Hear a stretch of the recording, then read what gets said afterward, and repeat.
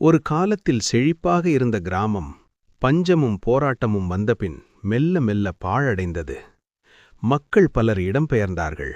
வீடுகள் இடிந்தன. திராட்சைத் தோட்டங்கள் உலர்ந்தன. ஆனால் அந்த கிராமத்தில் ஒரு முதியவர் ஒருவர் இருந்தார். அவர் ஒவ்வொரு நாளும் கர்த்தரிடம் ஜெபித்துக் கொண்டே இருந்தார். கர்த்தாவே, எங்கள் சிறையிருப்பை திருப்பும். ஒரு நாள் கர்த்தரின் நேரம் வந்தது. மக்கள் மீண்டும் திரும்பினார்கள். பாழான நகரங்கள் மீண்டும் கட்டப்பட்டன. திராட்சைத் தோட்டங்கள் மீண்டும் நாட்டப்பட்டன. இந்த முறை அவர்கள் உழைத்தது வீணாகவில்லை.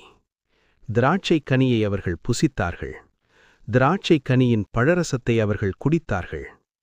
அப்போது அவர்கள் உணர்ந்தார்கள், கர்த்தர் சிறையிருப்பை திருப்பும்போது கண்ணீர் கழிப்பாக மாறும். இன்றும் இயேசு கிறிஸ்து உங்கள் வாழ்க்கையின் சிறையிருப்பை மாற்ற வல்லவராக இருக்கிறார். என் ஜனமாகிய இஸ்ரவேலின் சிறையிருப்பை திருப்புவேன். ஆமோஸ் 9:14.